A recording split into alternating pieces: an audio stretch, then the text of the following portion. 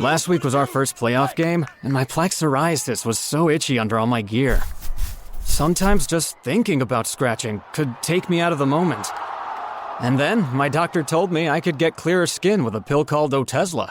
Otezla apremilast is a prescription medicine used to treat adult patients with plaque psoriasis for whom phototherapy or systemic therapy is appropriate. Otezla can help you get clearer skin after just 4 months. Okay, ready for the next game. Talking to my doctor about a pill was a total game changer.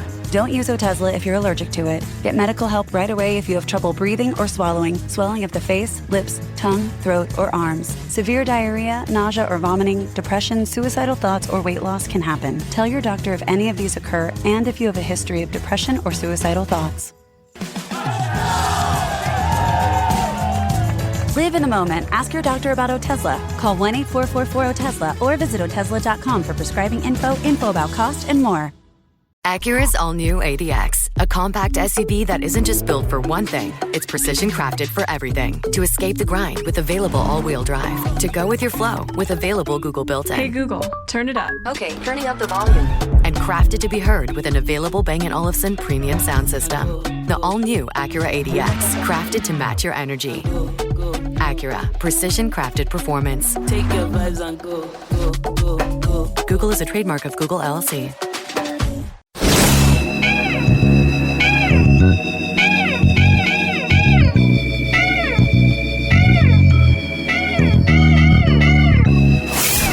The sound of praise for your Sunday morning. The only one who could ever teach me Introducing Reverend A.R. Bernard of the Christian Cultural Center was the son of a preacher man. and Rabbi Joseph Potasnik of Religion on the Line. The only one who could ever teach me. Now, here's the Rev and the Rabbi, where faith matters.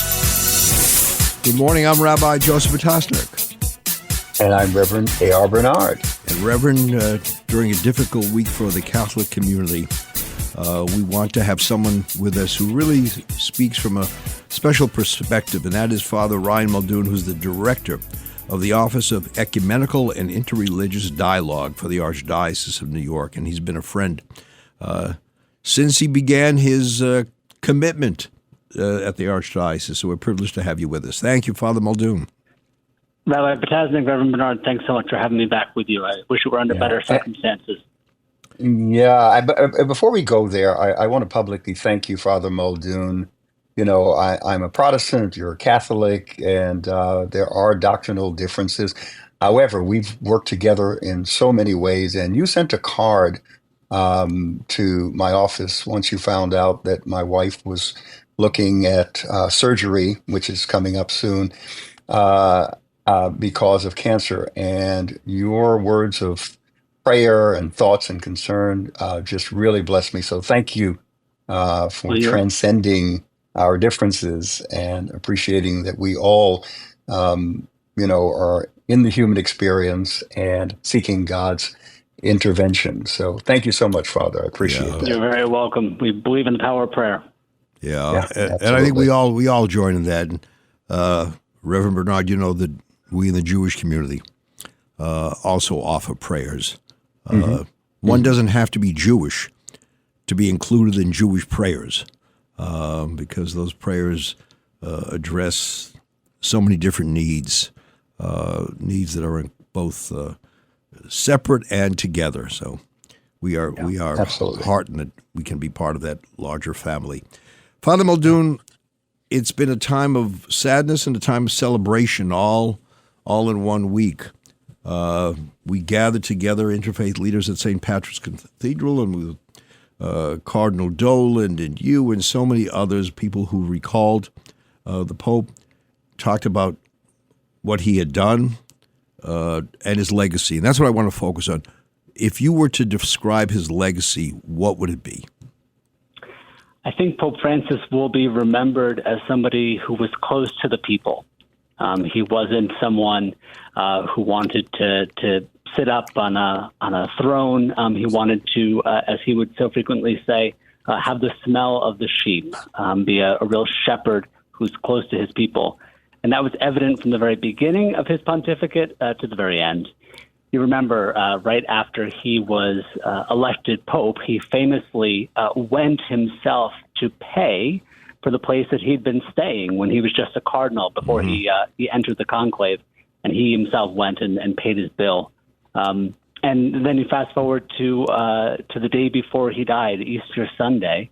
And what did he do? As he was clearly so ill, but he told his nurse, his collaborators, that he wanted to go and be close to the people. And he asked to be taken out to St. Peter's Square, where the faithful were gathered for Mass. And he gave his blessing, as the Pope would normally do on Easter from the balcony.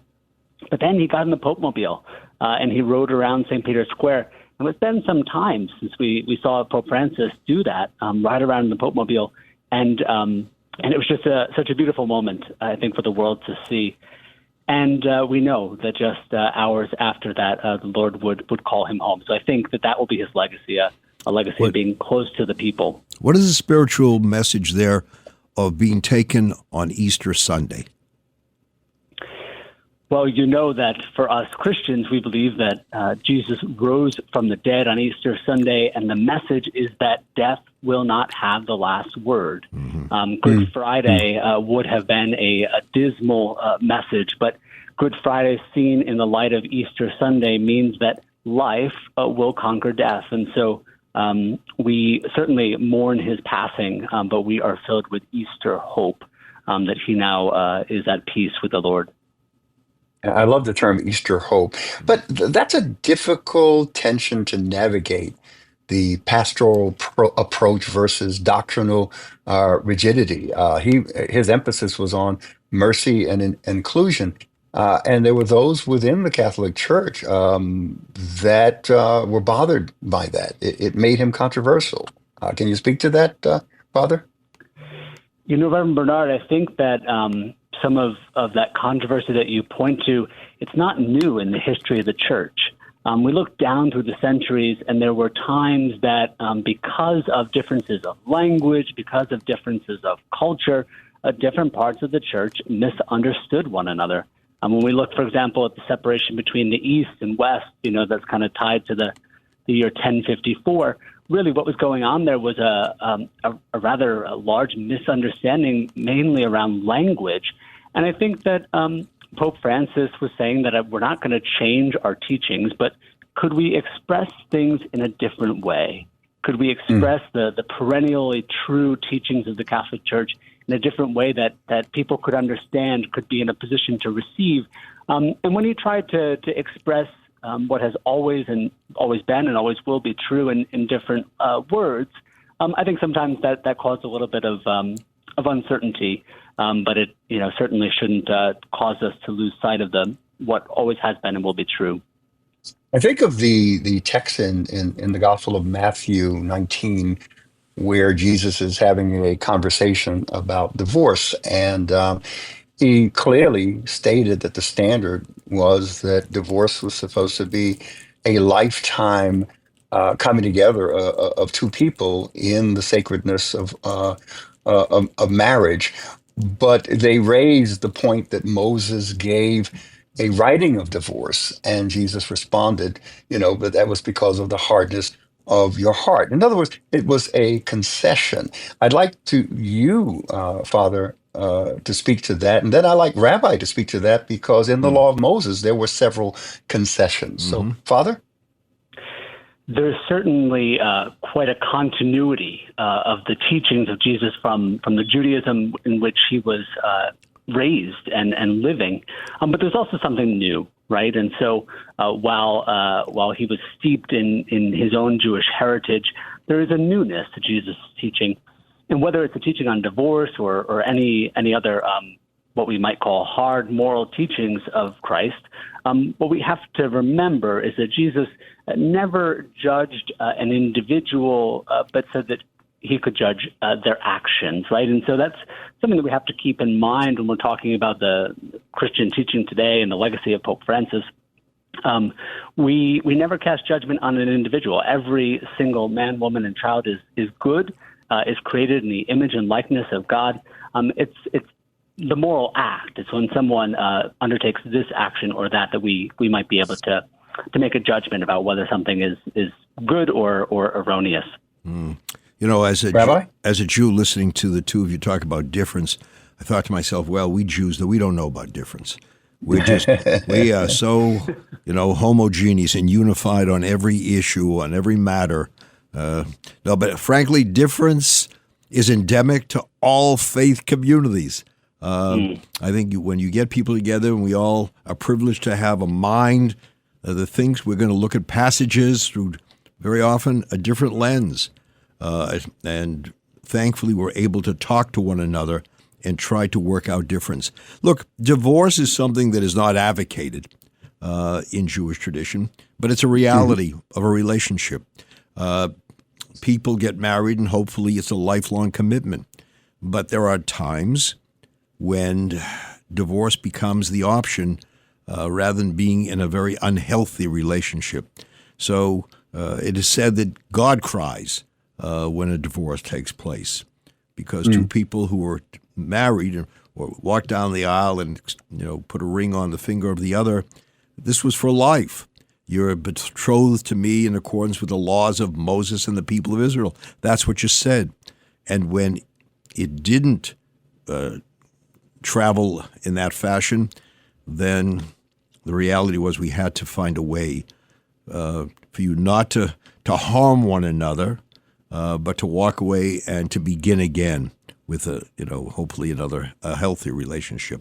But what do both of you say to the distinction between a concession, and there were concessions written into the law of Moses, and practicing situational ethics? What do you say, the difference between those two? Go ahead, Father. Just to follow up on the rabbi's point, we too, in the Catholic tradition, would acknowledge that there are times where a couple that is married may need to separate, but we would ask them to realize that in the eyes of God, they're still married. And so, while they might need to live separately and live separate lives, we would call them to a way of life that would acknowledge that somewhere, maybe not under their same roof, they still have a spouse, and so to live that way, not to be actively dating and not to remarry. So we certainly don't. We wouldn't want to in any way suggest that this is easy or straightforward. But we recognize that, as Pope Francis so often said, life is not black or white. We often live in the gray of life, and so there's a call to pastoral accompaniment there.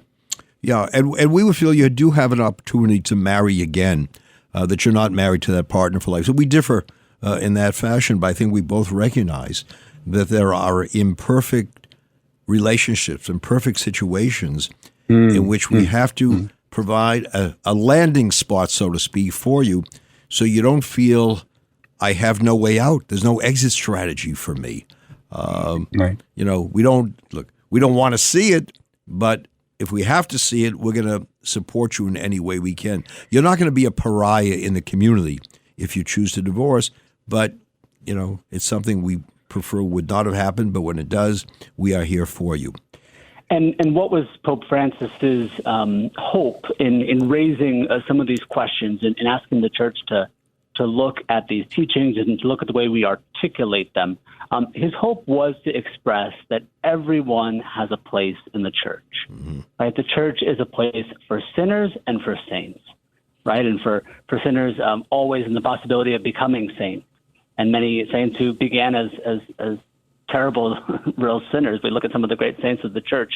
St. Ignatius of Loyola comes to mind. Really lived a life of dissipation. St. Augustine, the same.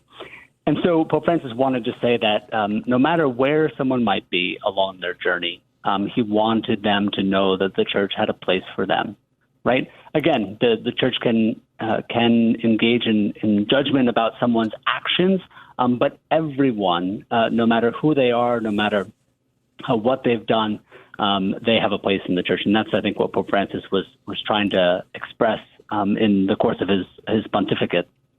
We're going to take a pause here. And then come back with more of the Rev and the Rabbi. Reverend A.R. Bernard, Rabbi Joseph Potasnik, the Rev and the Rabbi.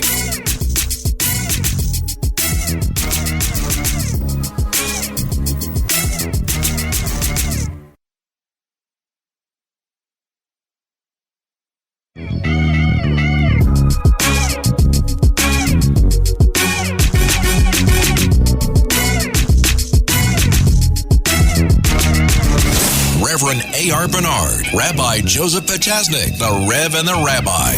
Welcome back. I'm Rabbi Joseph Potasnik. And I'm Reverend A.R. Bernard. We are speaking with Father Ryan Muldoon, Director of the Office of Ecumenical and Interreligious Dialogue for the Archdiocese of New York. Father Muldoon, thank you so much for being with us on this very busy day and busy time for you. Thank you. Let's talk about the Jewish community, obviously, that I am, privileged to be a part of for my entire life, and hopefully there's more to it. Pope enjoyed a relationship with Rabbi Abraham Skorka. It was really a long, long relationship, and a very deep relationship. The Pope visited synagogues. He spoke on the Middle East, which there was a serious difference of opinion with a number of members in our community. But the lines of communication that he established with the Jewish community and with other communities was something I think that made him very, very important to us. That we disagreed, but we had an address. We had a person to whom we could share our disagreement. I think I had spoken to you about that, that the door was never closed. We always had the opportunity to sit down and say, Your Holiness, we seriously disagree with a position you took on the Middle East, on Israel and Gaza, but we didn't walk away and sever ties. And I think we recognize that a friend is a friend, a disagreement is a disagreement, and it doesn't have to devolve into destruction of the relationship. Right. Well, we have to say, first of all, that Pope Francis was building on the legacy of his immediate predecessors, right? Mm-hmm. Especially that of Pope John Paul II and Pope Benedict XVI. You said that Pope Francis visited synagogues, and that's true. But just to stop there for a second, to recall that it was in 1986 that John Paul II famously walked into the Great Synagogue of Rome. And that was the first time in history, probably since the time of St. Peter, the first pope, for a pope to enter a synagogue. So we today take for granted that the popes, would go into the houses of worship of other religious traditions. But that it hasn't been that long that was the case. And so just to kind of put that in historical perspective, it's only been since the 80s that these things have been happening with some regularity. But you're absolutely right, Rabbi Potasnik, that when Pope Francis was elected, he certainly was picking up the mantle of his predecessors, but he came to it with some experience. You mentioned his long relationship with Rabbi Skorka in Argentina. I think they even wrote a few books together. Mm-hmm. And so this is a commitment that he came to Rome with.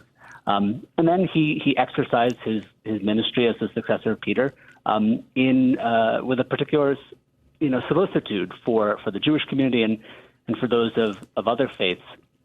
I was mentioning to the two of you that Pope Francis, he undertook these pastoral visits to countries around the world that really have a very small or almost non-existent Catholic population. And it left some observers kind of scratching their heads saying, gosh, why would the Pope go to visit these places? He went to places like Myanmar and Bangladesh, the UAE, Bahrain, Indonesia. Mm-hmm. But he saw himself as a Pope for all people. Mm. Certainly the spiritual leader of Catholics around the world, but he saw himself as needing to bring a message of hope to the world and to those of all faiths. And I just want to go, just the blessing we have of that spirit here in New York, where you have someone like His Eminence Cardinal Dolan, who has made it a priority to have interfaith members of different communities at the table and to speak to one another. It is, you talk about an open door policy. You walk into the Cardinal's residence here in New York, and one of the things you see on the table is a Hanukkah menorah. Right. And you look at the library, and there are Jewish books there, not to mention books about other traditions. And I think that's where we need to be. So we don't all have to be in agreement on everything. But when we disagree, we know that we have a relationship we want to preserve, and it's a relationship built on respect and trust, and therefore we don't have to be fearful of saying what we feel is contradictory in our view, but we have a person with whom we can, express that thinking. And Don't has both it you ever gentlemen been on display Go this ahead, week? Father. That's ever been on display this week, Rabbi, and I'm sorry for cutting off Reverend Bernard, just to say that it's amazing how after the death of the Pope, my phone, my text messages, my emails have been flooded with messages from interfaith leaders, and I'm sure it's only the more true for Cardinal Dolan, that these relationships are not just ones that we sustain in the good times, but ones that we lean on in times of trial. And so we've been so moved by the outpouring of support from the interfaith community. Before Cardinal Dolan left for Rome on Tuesday afternoon, he had a mass at St. Patrick's Cathedral. And on really just 24 hours notice, there were several dozen ecumenical and interfaith leaders who gathered alongside him. And what a moving, real sign, real icon of solidarity. Mm-hmm. You're not close to people. Absolutely. Thank you so much, Father Muldoon, for being on the program. Always a pleasure talking to you. I'm sorry that we're at the end. I have, a million more questions. Yeah, Thank you so much for having me on, and I look forward to the next time if you'll have me. Of course. Excellent. And stay tuned for more of the Rev and the Rabbi right here on Red Apple Radio Networks.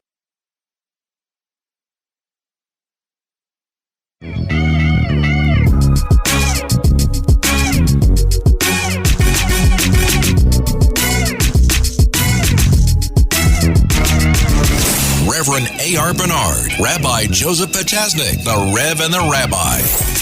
Welcome back. I'm Rabbi Joseph Potasnik. And I'm Reverend A.R. Bernard. Reverend, I was just thinking, by the way, that I saw, was it last week, 5 women went into space.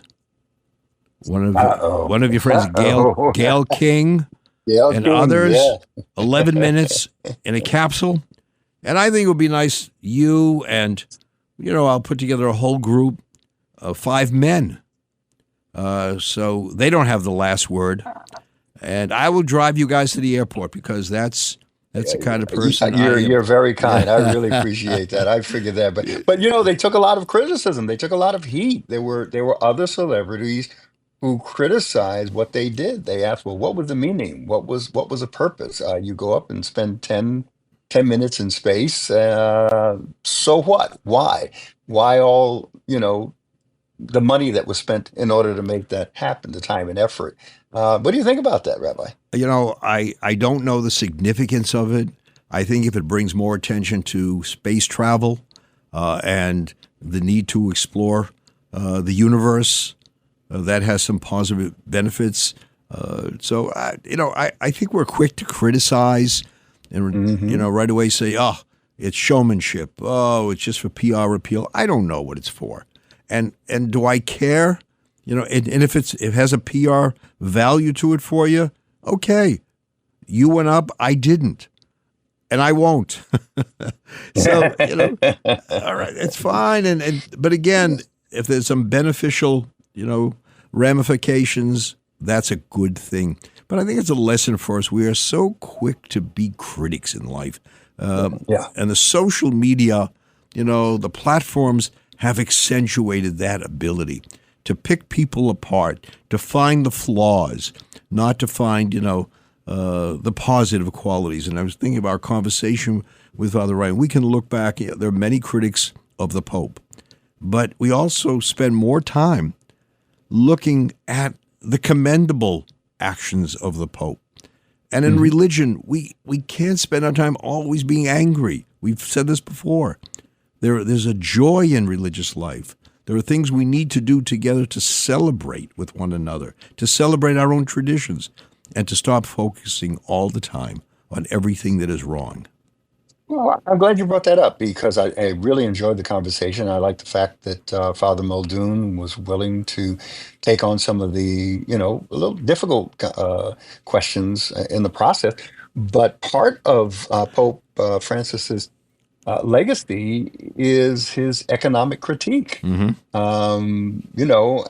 how he was critical of consumerism, unregulated capitalism. I believe in capitalism. I love the dual system, It's economic system that we have here in the United States. better than the alternative. Yeah, Yeah, exactly yeah, right. yeah. He got he weighed in on climate change and Mm. environmentalism. I like the fact that he understood the social responsibility of the church, and I think it's true in all of our faith. Well, the majority of our faith traditions, even Judaism, there is a social and political responsibility that you have. Correct? I think we're the ones who were the exemplars and taught you, the other faiths, about Okay, that come on. responsibility. You Let's know, talk about it. you Yeah. know, when we got up to the Torah to recite what we call an aliyah, you have the honor of reciting blessings. We say, God, you chose us and you gave us the Torah. In other words, we were chosen for a responsibility. We weren't just handed, a Torah and say, all right, now here it is, go study. No. Take it, study it, and serve the people. When Moses stood before Pharaoh, or for some people, when Charlton Heston stood before Yul Brynner, said, let my people go so they can serve me, they can serve God. So it comes with a responsibility that you cannot simply remain isolated and not in any way look out and see the needs of other people. Yeah, yeah. And if we talk about his legacy, and we were talking about interfaith and ecumenical engagement and dialogue, Pope Francis prioritized dialogue with Muslims and Jews, including, visits like Father Muldoon said to mosques and synagogues, and he signed the document on human fraternity. But he took a lot of criticism for compromising the uniqueness of Catholicism, the exclusivity of our Christian faith. So no matter what you do, people are going to be critical of it and not understand that like you and I, this is the Rev and the Rabbi show, and you and I have been friends and walked through life together. We've done life together and continue to do that, and yet not threatened by each other's faith tradition and appreciating each And, other's faith tradition. We've got to mature to that place, Rabbi. and have taken criticism, Oh, yeah. because by being together, we're somehow going to dilute what we stand for. That we're going to, we often say good fences make good neighbors. And, I understand that, but it doesn't mean we lock each other out.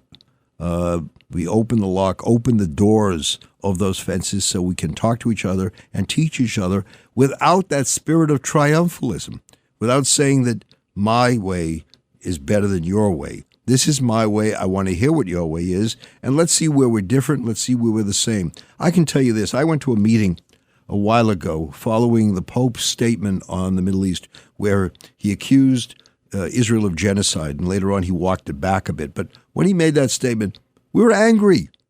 Genocide? Look at what happened October 7th.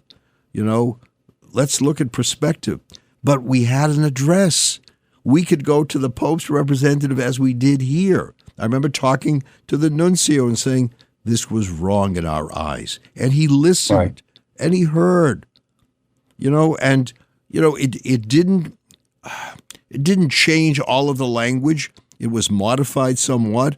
But my God, it tested the relationship, but it didn't break the relationship.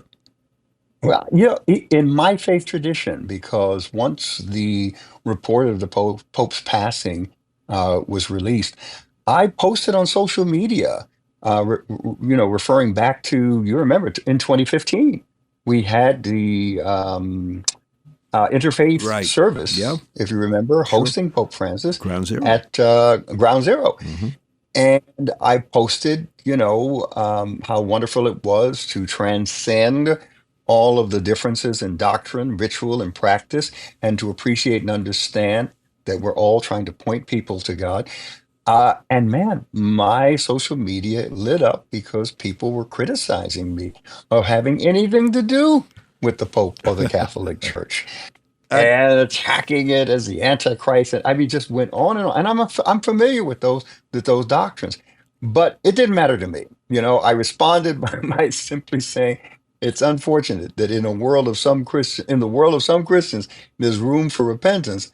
There's no room for repentance, only judgment, because that's their attitude. I ask you this question, it's rhetorical. What do we gain by not talking to each other?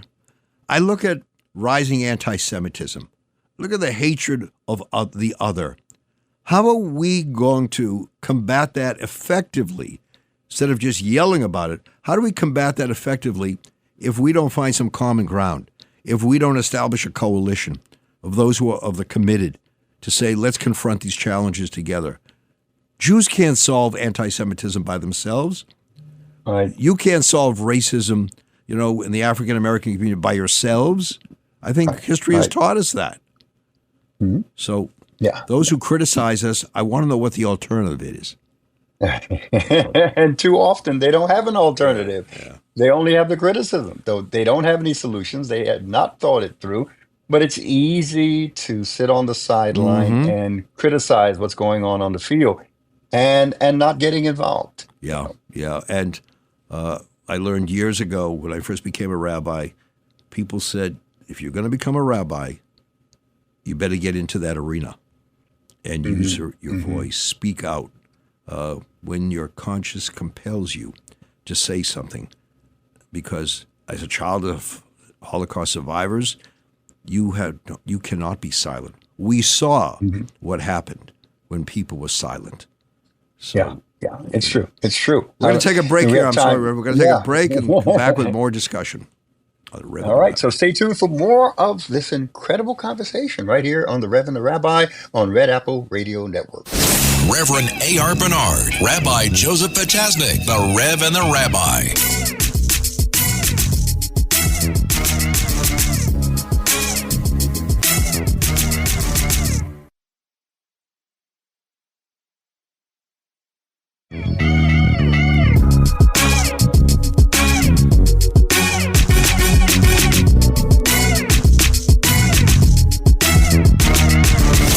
Reverend A.R. Bernard, Rabbi Joseph Potasnik, the Rev and the Rabbi.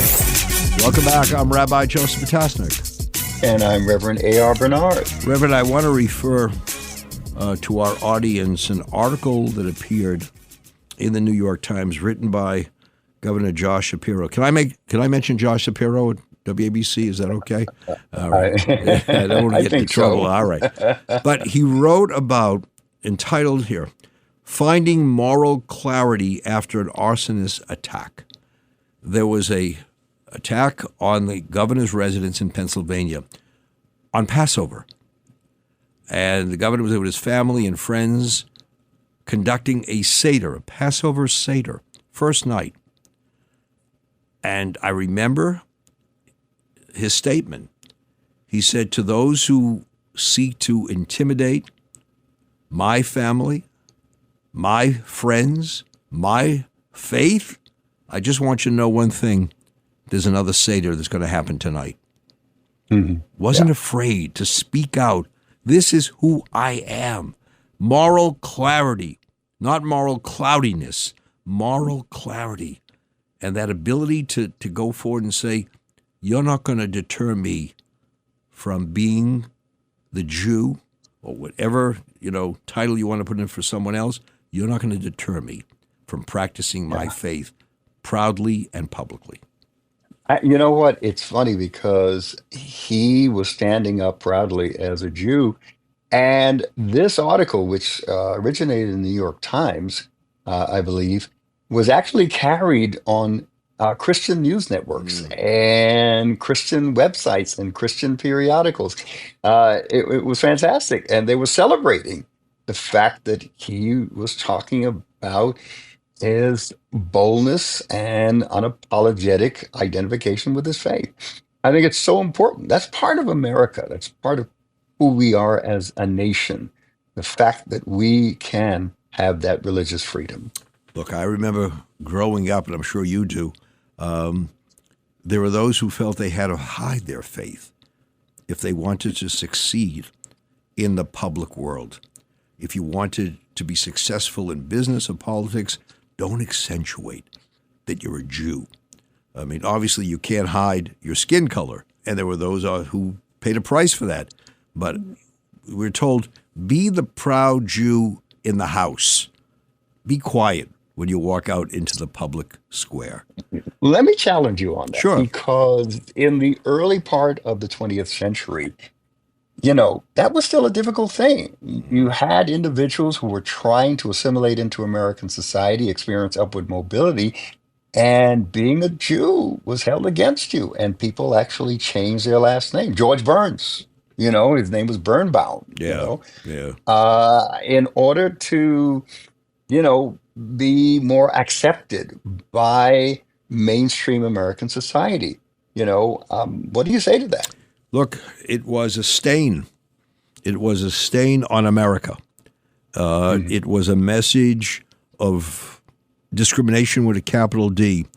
And I understand, because I was a young kid, I understand those who had to make that painful decision to hide their identity. But it was a temporary one, because I think they realize that you can't succeed ultimately if you hide who you are, because people will not respect you when you camouflage who you are, right? Ultimately, you have to be that public individual. And thankfully, look, we also built hospitals where Jewish doctors could be hired, with Mount Sinai, Beth Israel, because Jews couldn't get, we had our own, we opened up, what they call it, clubs where people could play golf, Jews could play.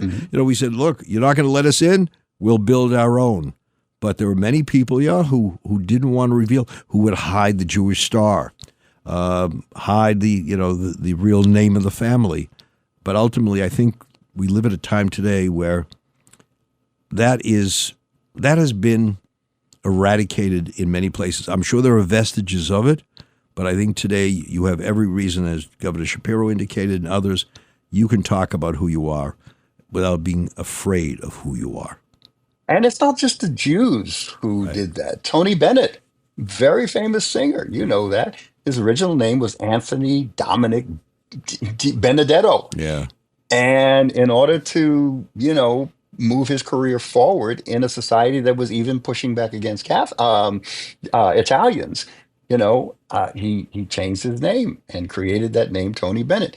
Very interesting how, part of the history of America is making these adjustments and at the same time trying to live out your actual identity. That's why I'm a great admirer of Seinfeld. Everybody knows that Seinfeld is Jewish. There is no doubt that he is Jewish. He talks about being Jewish. And we've had a number of performers who openly spoke of their loyalty and their love for their people and their faith. And to me, they're the role models. Those are the people I want our young people to see and to hear and to say, you know what? I can be both a Jew, I can be an American, I can be whatever the profession is, and there's no conflict. There's no conflict. I know Jews have been accused of dual loyalty. You're loyal to Israel more than you're loyal to America. You don't have true loyalty. And it was Brandeis who said, we have many loyalties. You're loyal to your family. You're loyal to your religion. You're loyal to your country. You can be the Jew. You can be everything else with it, and it doesn't in any way dilute, diminish who you really are. Yeah, and I want to be careful here to make sure that I don't leave it as though Bennett did it only because he was Italian. It's a funny story. I don't know if you know about it. You remember a guy named Bob Hope, right? It was before my time. Do these comedy tours. Yeah. And Bob Hope told him that Anthony Dominic Benedetto was too long for a marquee, and that's when he suggested the name Tony Bennett. So it's interesting. It's part the culture and part of what's necessary to move our career forward. Think back to Jackie Robinson, and I remember the story where Jackie Robinson first day was going out to the ball field, and he saw his wife in the stands, and he went over and he said to her, "You will easily recognize me on the field because I'm wearing number 42." That's it. Yeah. Only because of 42. Only 42. And yet, he made a statement. And today, you don't have to make that kind of statement. It's a given. Be proud of who you are, and we're proud of you. Right. Thankfully, we're in a much better place. But that was a battle. That was a battle that faith leaders fighting together. Yeah. There's a question that I don't know. We've got to ask our producer here how much time we have left for another question, but 4 minutes. A subject matter. 4 We got 4 minutes, minutes I'm left. told. Okay, Yeah. let's go. We got to take a look. Because one of the things that we didn't talk about with Father Muldoon is the fact that the Catholic Church had to handle church reform and the allegations and proving of sexual abuse scandals. And that was a big, big deal, you remember. And it was a challenge for Pope Francis to begin to address these particular things. You have that in yours. We have it in ours. It was a message to all of us. Yeah, and you have to take steps. Right. And Pope Francis, to his credit and part of his legacy, that he created a Vatican Commission for protecting minors, and he removed several bishops. And even with that, it wasn't enough. Well, being good is not where you want to be. You want to be better than good. So it was a good first step, but not the last step. And I think all of us have to recognize that we can be better. We can be better Jews, better Catholic Protestants, put all the names you want in there.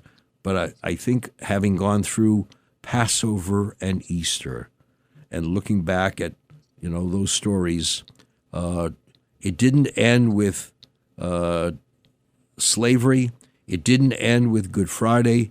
It began by building a new chapter and a better place for people. And that's a good place to close the program, because I was going to ask you, how did you spend your Passover? And I'll tell you very quickly how I spent my Easter with a large family. Well, how did you spend your Passover? With friends who were like family. And I spent it in study. I wanted to learn more about the whole Passover story. But it was a time to be with others and a time to be, reflective of one's own tradition. Let me just say this to you, Rebbe, as we close. Our prayers are with you and with your wife, Pastor Karen. It's a difficult time, and it requires both physical and spiritual strength.